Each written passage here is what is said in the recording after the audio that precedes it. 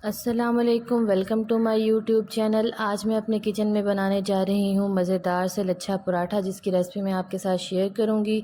तो यहाँ पर मैंने 3 कप के करीब ले लिया है मैदा और उसमें ऐड किया है 1 कप मैंने सिंपल घर का आटा। और इसके साथ ही अब इसके अंदर मैं हाफ़ टी स्पून के करीब नमक ऐड करूँगी और इसके अलावा इसमें मैं 3 से 4 टेबल स्पून ऐड करूँगी ऑयल।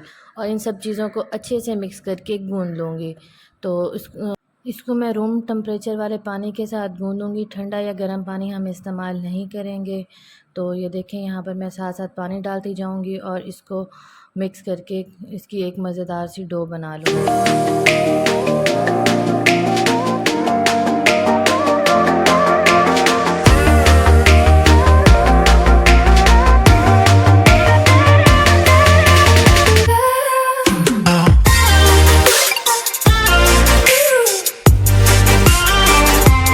ये देखें, यहाँ पर मैंने डो रेडी कर लिया है। बहुत ज़्यादा ना हार्ड है और ना ही बहुत ज़्यादा सॉफ्ट, जैसे हम डेली रूटीन में आटा घर का इस्तेमाल करते हैं वैसे ही है।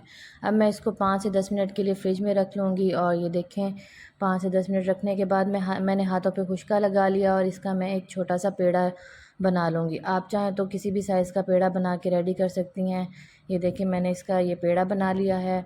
और अब मैं हल्का सा आटा काउंटर पर डस्ट करूँगी और इसको बेल लूँगी। आप इसको किसी भी शेप में बेल सकते हैं, लाज़मी नहीं कि आप इसको गोल शेप में बेलें। आप इसको लंबाई के रुख भी बेल सकती हैं, गोल शेप में चाहें बेलना तो उस शेप में भी आप इसको बेल सकती हैं।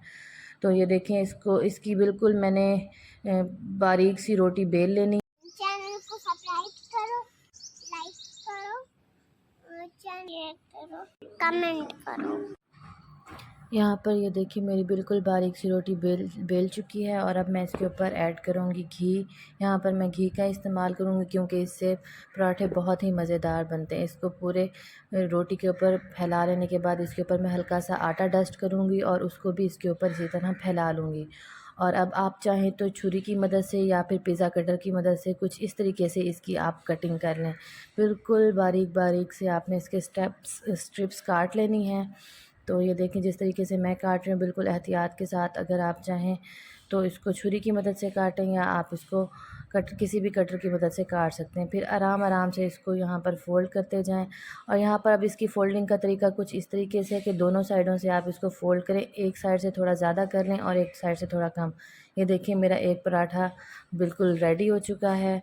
तो अब इसी तरीके से दूसरी रोटी को भी मैं बेल लूँगी और उसकी कटिंग मैं कुछ इस तरीके से करूँगी। तो मैं आपको यहाँ पर 3 तरीके से पराठा बनाना सिखाऊंगी। तो ये देखें, यहाँ पर इसकी मैंने स्ट्रिप्स थोड़ी बड़ी काटी हैं और इनको मैं एक दूसरे के ऊपर एडजस्ट कर लूँगी। और इसके साथ ही इनको एक दूसरे के ऊपर रख कर और मैं इसका पेड़ा बना लूँगी।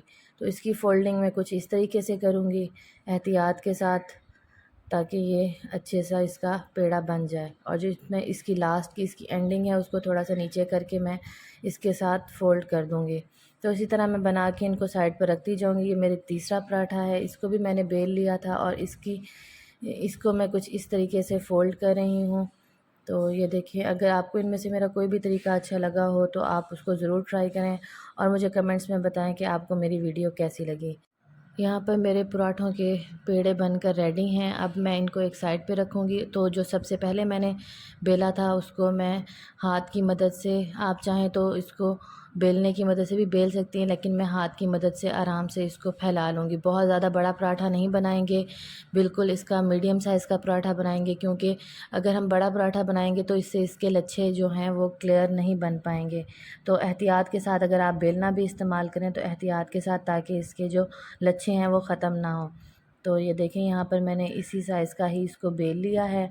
और दूसरी साइड पे मेरा पैन गरम हो चुका है, उसके ऊपर मैं ऐड करूँगी घी और उसके बाद इसके ऊपर एहतियात के साथ ये पराठा डाल दूँगी।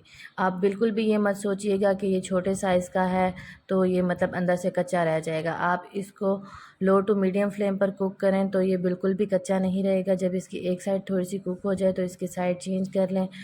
तो और इसके ऊपर फिर मैं घी ऐड करूँगी। तो ये बहुत ही मज़ेदार से बनते हैं। इसी तरह मैं इसको दोनों साइडों से कुक कर लूँगी। तो अगर आपको मेरा तरीका अच्छा लगा हो तो मेरी वीडियो को ज़रूर लाइक करें और मुझे कमेंट में बताएं कि आपको मेरी रेसिपी कैसी लगी और इसको घर पर ज़रूर ट्राई करें। बाकी के तमाम भी मैं इसी तरह रेडी कर लूँगी। इनको बनाना निहायत ही आसान है और बिल्कुल इनका टेस्ट मार्केट के पराठों के जैसा होता है, जैसा कि हम मार्केट से परचेज़ करते हैं।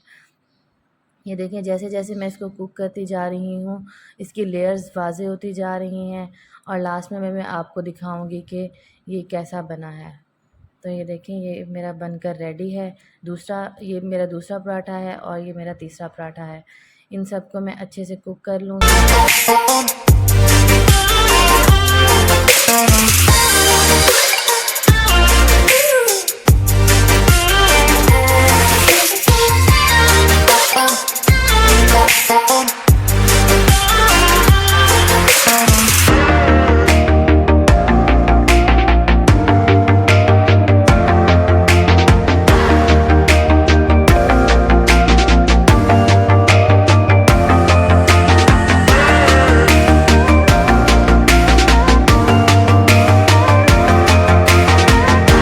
ये देखें, यहाँ पर मेरे तमाम पराठे पक कर रेडी हैं और ये देखें माशाल्लाह से इसकी कितने अच्छे से लच्छे बने हैं। बिल्कुल लच्छादार पराठा रेडी हो गया है।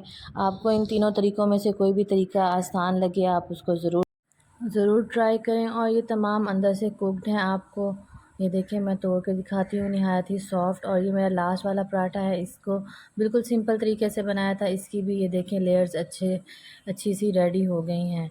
तो इसके साथ ही मुझे इजाज़त दें। अल्लाह हाफ़िज़।